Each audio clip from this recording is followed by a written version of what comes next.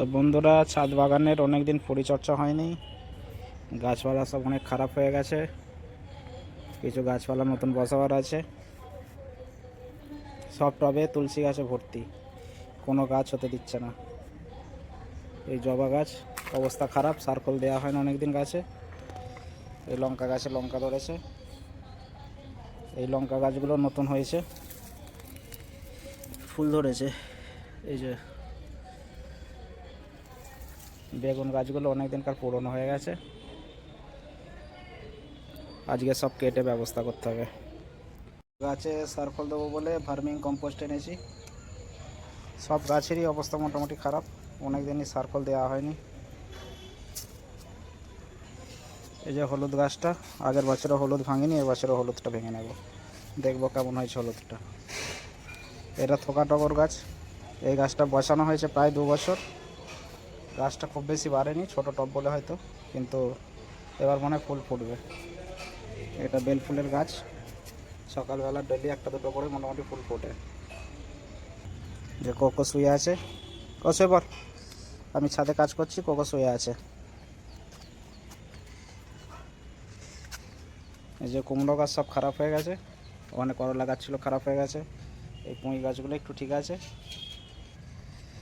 এই যে লেবু গাছের পাতাগুলো পোকা লেগেছে, আজকে ওষুধও দিয়ে দেবো। কিছু নতুন গাছ বসাবার আছে। এই গাঁদা গাছগুলো সব আজকে তুলে ফেলে দেবো, নতুন গাঁদা গাছ আবার বসাবো। এই লাউ গাছের কন্ডিশনও খুবই খারাপ, বাঁদরের উৎপাতে গাছটা ঠিক হয়নি।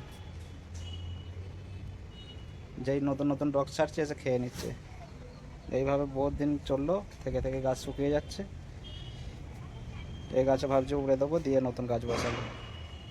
কোকো আসো, চলে আসো, চলে আসো, আসো, চলে আসো, চলে আসো, চলে আসো, এদিকে চলে আসো, বসো, এখানে বসো, বসো বসো, আমি কাজ করে নিই, তুমি বসো।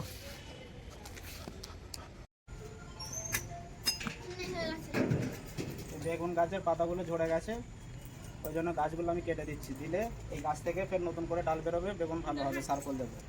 এই সব গাছেরই ডগগুলো কেটে দেবো ওই জন্য। এই যে গাছগুলো সব পরিষ্কার করে দিয়েছি,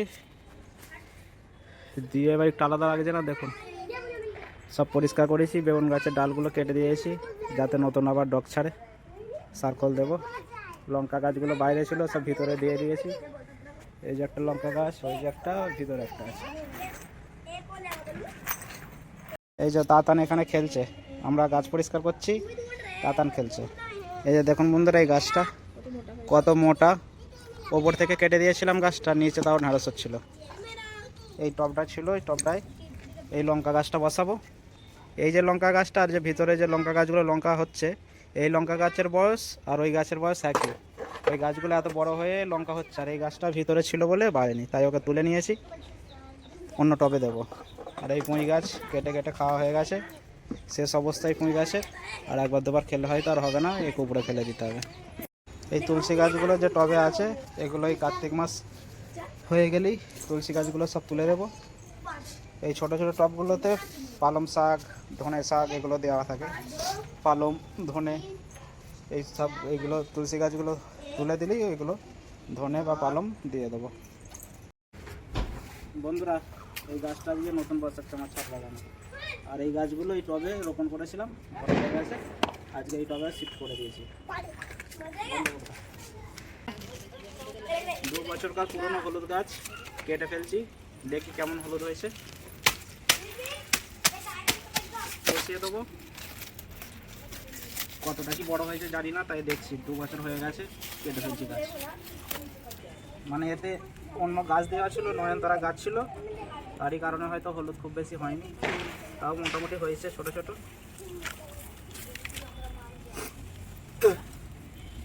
ছোট ছোট হয়েছে হলুদ, খুব বেশি বড় হয়নি।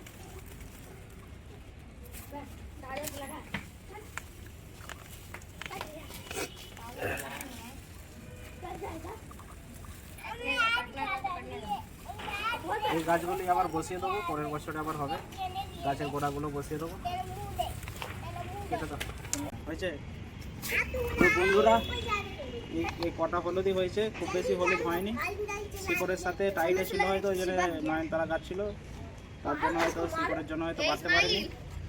আর এই যে গোড়াগুলো আছে, এই গোড়াগুলো আবার বসিয়ে দেবো। এই গোড়াগুলো, এগুলো থেকে আবার হলুদ হবে।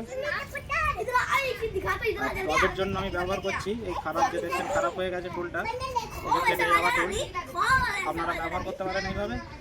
এইটা আমার এই যে এইটা 5-6 বছর হয়ে গেল, এখন খারাপ হয়ে গেছে, টবের থেকে অনেক মজবুত।